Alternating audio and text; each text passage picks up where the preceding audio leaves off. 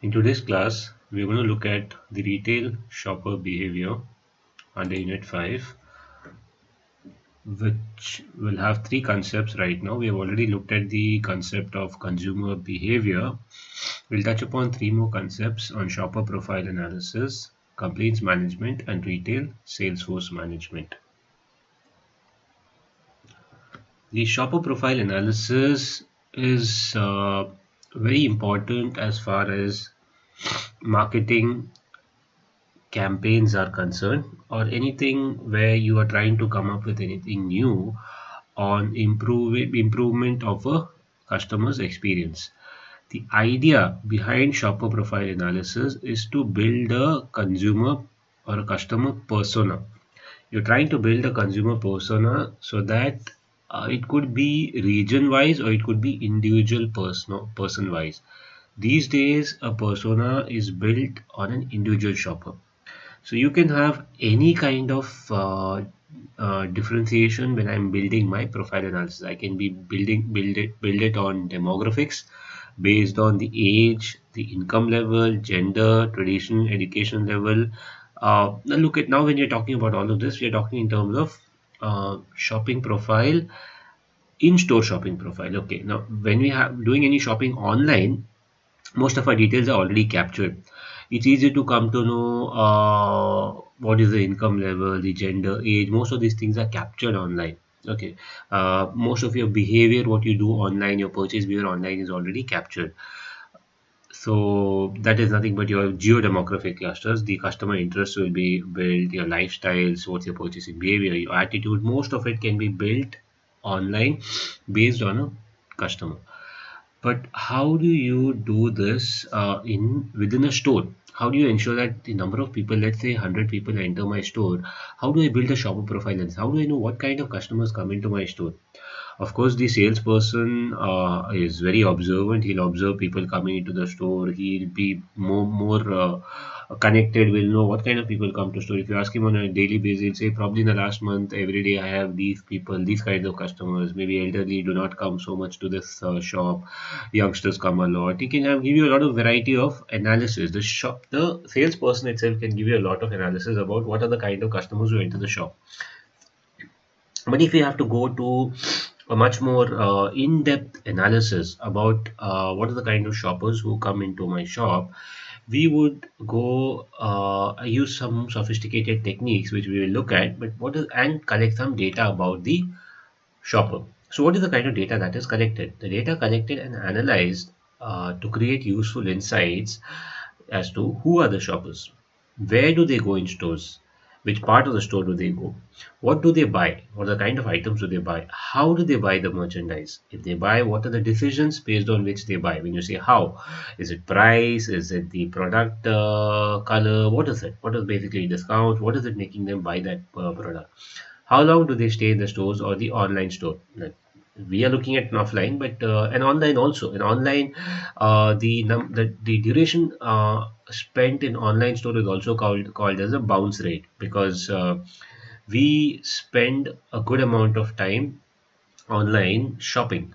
So if I log on to Flipkart and if I browse through a product, but I close Flipkart and go to Amazon suddenly, the bounce rate will be the number of how long was I spending on Flipkart. The more amount of time I spend online, the more is my engagement level, and the more people try to improve your engagement, try to improve your duration time that you spend online.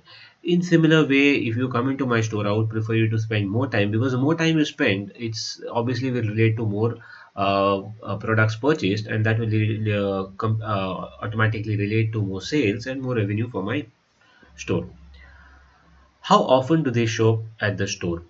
The amount of times the shop basically also tells me about the loyalty. Let's say customer X, let's say Mr. Raj. Mr. Raj has been coming to my store for the past 1 year, and he's a regular on every Saturday, and he comes to my store to purchase XYZ. So this is nothing but he's a loyal customer. I get to know that by doing a shopper analysis. When do they shop during the week? Now, for example, like the example of Raj, he generally comes on the weekend.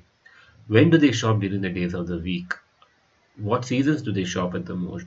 When do they shop the least? In trying to, now these are just some of the questions. Now, if you can have a lot many questions, you can go further down, break it down, the number of products that they buy, and what is the lot size of the products that they have bought, what is the value of the products that they have bought, what is the kind of products that the particular person buys, what does he like, what he doesn't like. You can go much more deeper when you do an analysis, and that will vary based on store to store. It's all left to you what you want to analyze as a retail store manager. Where does this all data come from? If I'm looking at in-store analysis, okay, it basically will come from your point of sale systems in brick and mortar stores. But if I'm looking at online, it will be all your transactional data. You can get a lot of information based on what transactions you perform, which sites you visit, which card you have used, whether you've gone for COD, and what are the number of products in your checkout, in your cart, in your shopping cart, and what you have purchased, your history. Everything can be getting. External data sources through surveys that is performed online, in mall surveys within the mall, observational data which is gathered in store. Observational primarily, you can have people specifically doing observation and getting studies or getting some information, or you can have salespersons who are trained to collect information. Secondary data sources, it could be from any kind of reports. When I say reports, it could be reports published by some of the consulting or research agencies like Bloomberg and McKinsey report. These will prepare like, biannual reports or quarterly reports about what happens in retailing and stuff like that. You can get a lot of information from there too. Magazines, third party information basically, and information which are lying in multiple databases. Database is nothing but a storage space. So this is about where the data comes. How do I capture all this data? Okay, point of sales, we have looked at one of the points, but let's look at a typical person. Imagine a typical person, or imagine you entering a store. And if I have to capture all the way you behave in the store and I want to build your consumer persona, what do I do? So, this is an example of how a customer profile will look like. A customer profile for a person who has interacted online. Let's say you can give any name to this person. To determine this, analyze how they interact with your website and content. What are the influencers they follow? The amount of websites he has visited. What are the emails he has opened? Blog articles he has read? Content that he has downloaded? Products that he has bought? Venues that he has checked? Searches that he has conducted? All of this tells me something about him. I can go more deeper. I can see who are his social friend circle, how many Facebook groups he is part of, how many Instagram groups he is part of, how many likes, dislikes does he have, and how many comments does he follow, what is he politically affiliated, non-political person. I can basically build a customer profile. I can say, this is everything about Raj. I know what I need to promote to Raj. I know what are the kind of advertisement campaigns that I need to push to Raj. What is the ad that I will show Raj? And based on that, I know Raj will have the higher probability of purchasing this product from me, and that is for surety he will do it. So this is the kind of level that I would go when I try to build a customer profile. So before we get into the next concept, I would like to show you all as to and a simple what do you say, an example of how in-store shopper analysis is done. This is prepared basically by Countbox, which is another agency which kind of prepares details about shopping profiles. Okay, so let me show you this. We're looking at in-store right now. Okay, so think of a store. And if I have to basically pick up in-store shopper analysis, provides the shopper and area analytics for retail stores and chains. Who the shopper is by gender, the ethnicity, and mood. Mood capture is very interesting. You'll see further how mood is captured. How do I capture a mood of a person?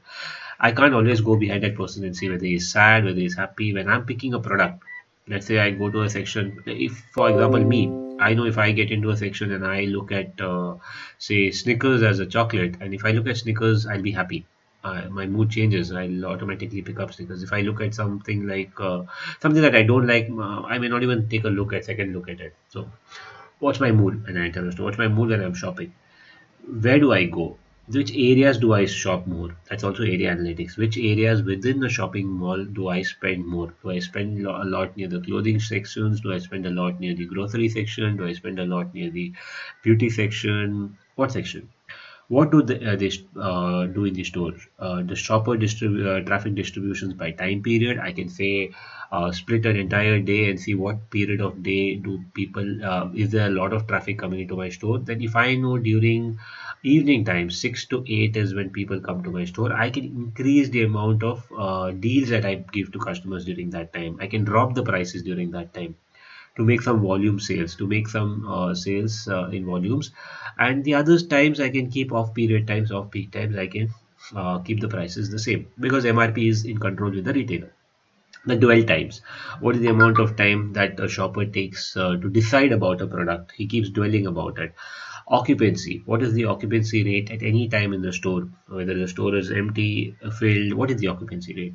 The certain store analytics, the KPIs. Remember I told you about the KPIs, and some of the KPIs I had given you in an example of what are the KPIs which are measured for a store, number of units sold, the gross margin, the gross profit, the markup, the markdown. Depends upon your store what you would like to measure. When I say your store, XYZ store and the type of store that is. What kind of store is it? Is it a Home Depot? Is it IKEA? Is it Big Bazaar? Is it Reliance Express? And labor. The labor, when I say labor, is the people, the employees within the store. I want to measure even them. Marketing and advertising campaign analysis. All of this will lead to, if I am able to get some information, I can cross compare it with the kind of marketing and campaign that I am producing, whether they are producing the results that I am looking at. So technology wise, you will have sensors which will record your entry. Now, door counting sensors basically a camera. Camera records every time a person enters the store. Okay. If two people enter a store, the camera will have a record count of two. So you'll basically have a metric or a KPI which says traffic count two. Area counting sensor or a Wi-Fi, okay, which will basically count the look at the entire area and it will cover a larger area. Demographic sensor, you can basically map an entire area, not just area, you can map a lot of more information about the demographics of a person. How that is done, we'll see in the next slide. Let's say you have two ladies entering a store. Question mark. You do not have any image, you don't have any inflow data, you have no demographic data. Shoppers are key to retailers' success. Do they know who their customers are? Now, surveys, physical surveys I can do. I can have somebody sit there with a questionnaire. When they come in, ask details about them. What's your name? What's your age? What's your education level? What's your income level? What do you like? What do you not like? Etc. Etc. Etc. Etc. I can do that. But I cannot do that at a mall level or at a large store level. Customers will be pissed off. In fact, that can be lead to a negative marketing effect, and people might not visit my stores again. From a smaller store perspective, I don't need to use all this technology. I can just go for a simple survey. I can even employ students to do the survey. And for a student, it will be a project. Like you can do a survey in a mall, sorry, not in a mall, in a smaller store, and that can be your final year project because you're doing in-store analysis. You're doing shopper profile analysis for XYZ store.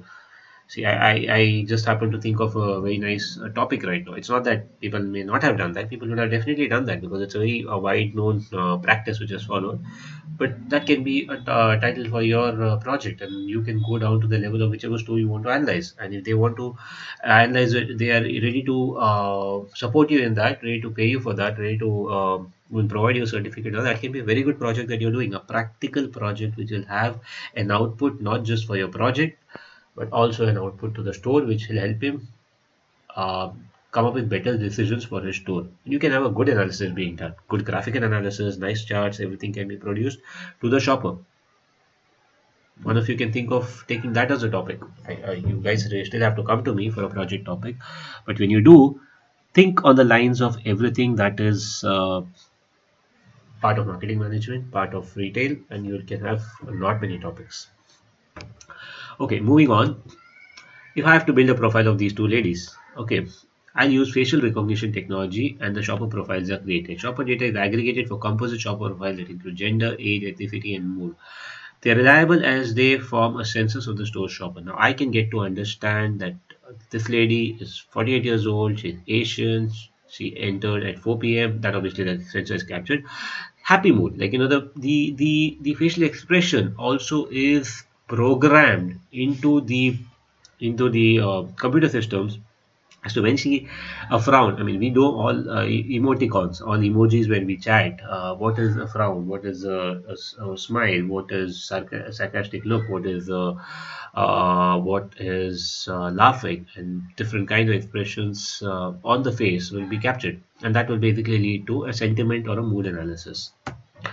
How does this work? As soon as I enter, a sensor 1, sensor 2 will capture, customer enters the business and is detected by sensor 1 at entering. An image is captured by sensor 2, aligning to the exact timestamp of entry and transmits to the cloud. Basically, everything is stored these days on the cloud. So you would not have physical systems storing it somewhere locally, but it would be mapped. Now, this is basically a larger store, this example here.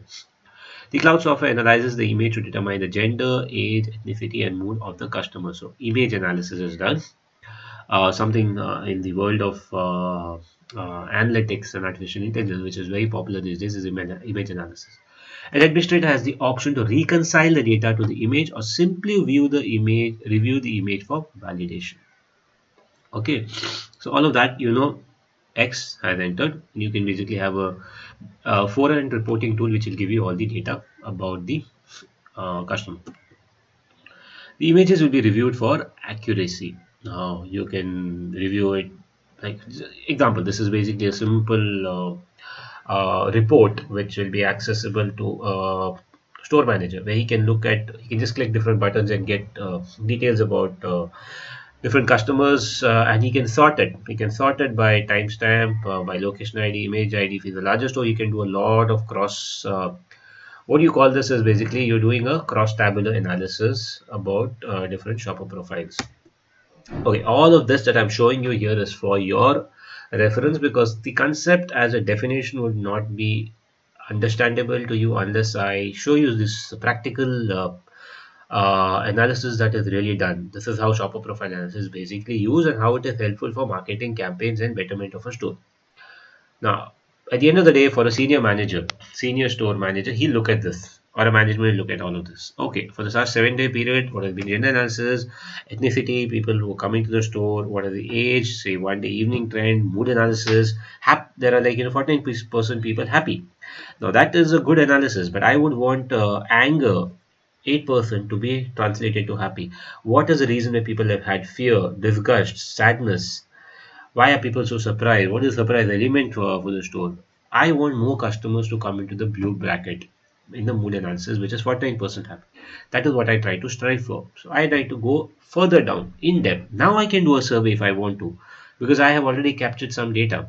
When you have some data, you have something to start with. When you have something to start with, you can go deeper. And when you go deeper, you get a lot of insights, and these insights are useful to customers. I mean, not customers, the marketers. Okay, we'll move on further and we'll take up the next topic, which is about the Salesforce management. I hope this was pretty interesting, because I kind of like this, the kind of things that they do in the practical world. Okay, Salesforce management. Give me a minute. Sorry. Okay, who is a Salesforce? A Salesforce is also a concept that you already touched upon in marketing management. Salesforce are nothing but the people, the salespersons within the store. Now, personal selling is a very important component of any marketing activity. The success of a business depends on the performance of its salesperson. Now, a salesperson may play a crucial role in either, what do you say, communicating the product information to customers, or may not, either successfully communicating or not successfully communicating. It depends on about the effectiveness of a salesperson.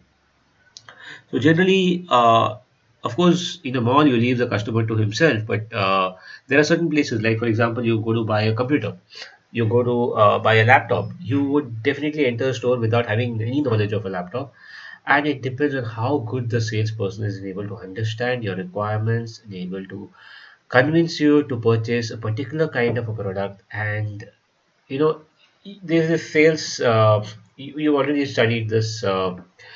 About sales management, not sales manager, about the 7 steps of a selling process, about prospecting, buying, closing the sale.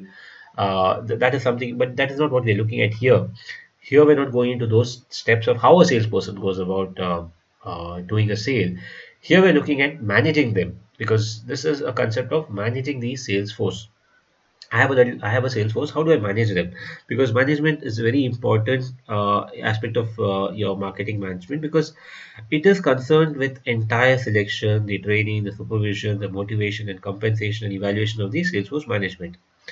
The entire idea is about ensuring that the people behind the sales are taken care of, and you are able to set some kind of objectives for them, and they are all on the same what do you say page, because most of them are customer oriented task or profit directed task, and they are able to achieve the goals of the organization. That is the idea. You will basically decide in terms of the recruitment and selection is what type of salesperson is needed, how many of salespersons are needed. The overall size is decided. Okay, and the overall size basically affects the number of calls and the frequency with which they are made. In terms of, if you're looking at Salesforce calling people, or if you're looking at people within the store when they talk to a customer, you need to know based on my strategy, what's the number of people I require. Okay, so based on the marketing plans, based on the long term, short term goals, I will try to decide what is the number of people I need within the store, number of salesperson that I will need in the store, and accordingly, sorry,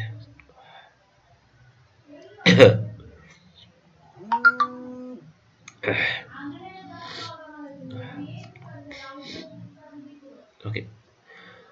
So you'll try to recruit, and based on certain criteria, you'll select the right candidates. Now, it's not enough, because just enough by recruiting the certain candidates. You will train and develop them in the stages of a sale. You'll basically train them on how to make a sale, how to talk to a customer, who's a hot customer, who's a cold customer, how to basically approach the language, the body language when you approach a customer. How do you listen to a customer? How do you always bear the customer's if a customer is really negatively talking about something, then you need to be able to understand the particular customer. And this is nothing but customer handling, and how do you close a sale. But that's training on the customer handling. You also train them about the products. What are you selling?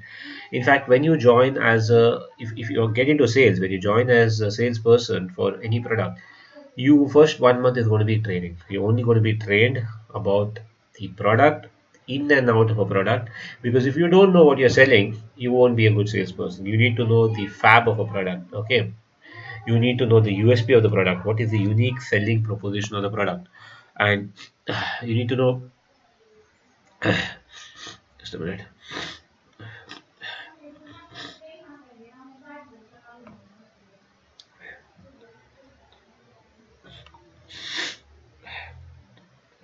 Yeah, okay, so you need to know what, where was I? You need to know the USP of the product. You need to know the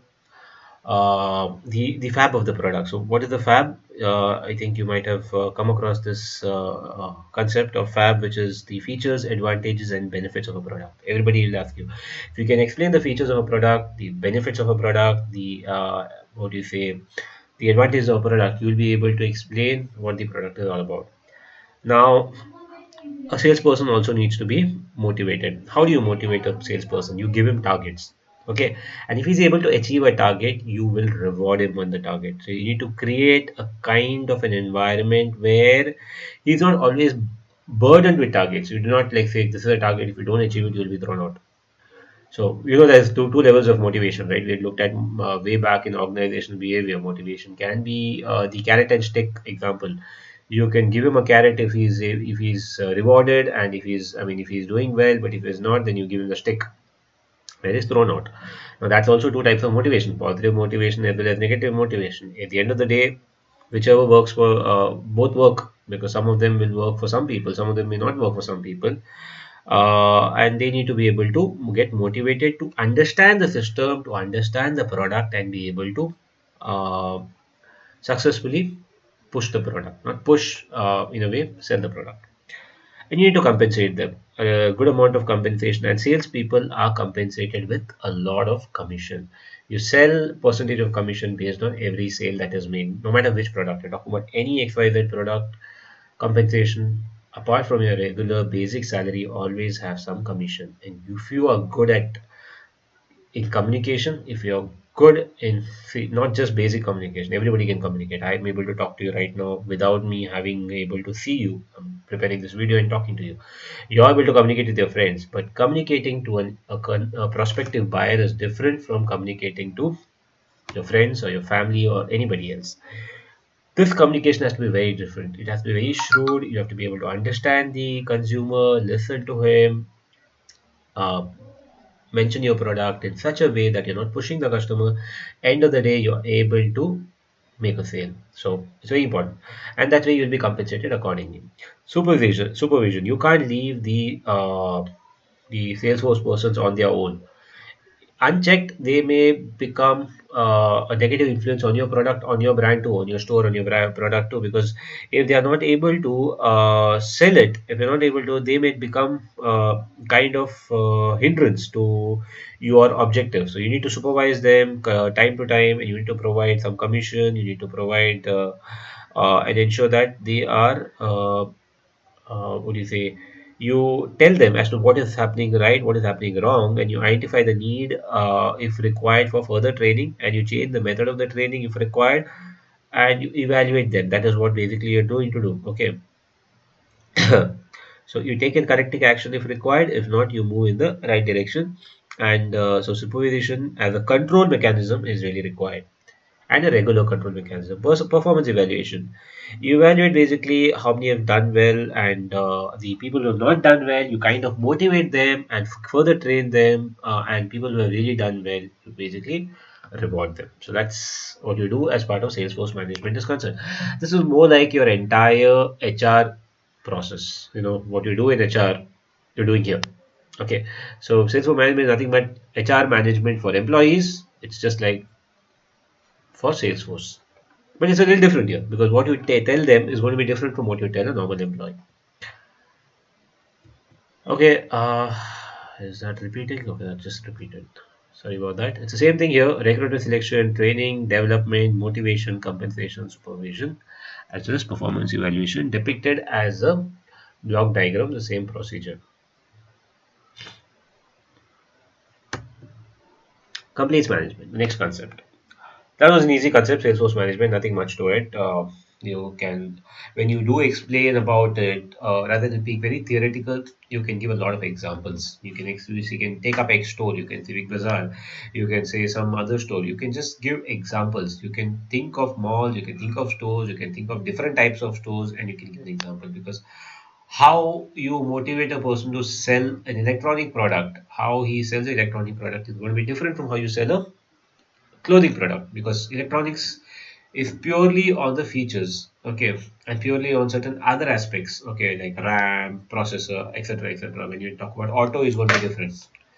Now when you talk about clothes, it's very different. For clothes, if you have a place where the person can try, then when he tries, it fits him or not, based on that he's going to purchase a product. So even when he tries, there are some customers who do not, who come alone. They come out of the store, the trial room, as a good salesperson, right? He won't let that person. If you've noticed some really good salesperson, they'll come all along with you. They'll carry all the ones that you've selected, all the clothes that you've selected. They'll carry it in their hand. They'll come to you to the trial room. Okay, they'll hold it for you. You try them, and sometimes you come out, you look into the mirror. They'll also compliment you. They'll say, "This looks good on you." You know that compliment, you're receiving some kind of compliment from the salesperson.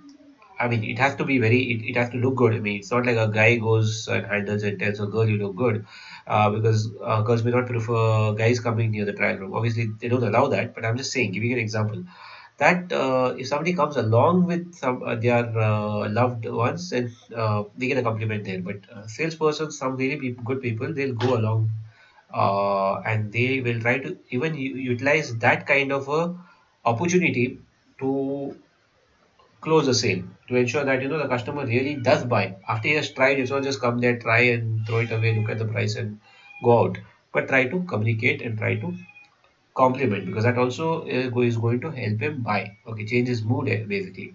Now if you're trying to sell a car, it's going to be different. You're going to go on you basically would offer a test drive If you're selling a computer product, you would rather want to show a demo as to how it works. So different ways that you can do it. So do give examples when you explain about anything, because I've told you this entire chapter is practical. You can automatically connect it to something that you have experienced, and what you experience can be an example. Okay, complaints management. Now, of course, there will be complaints. Complaints from the customer as well as complaints from the employee. You need to handle both.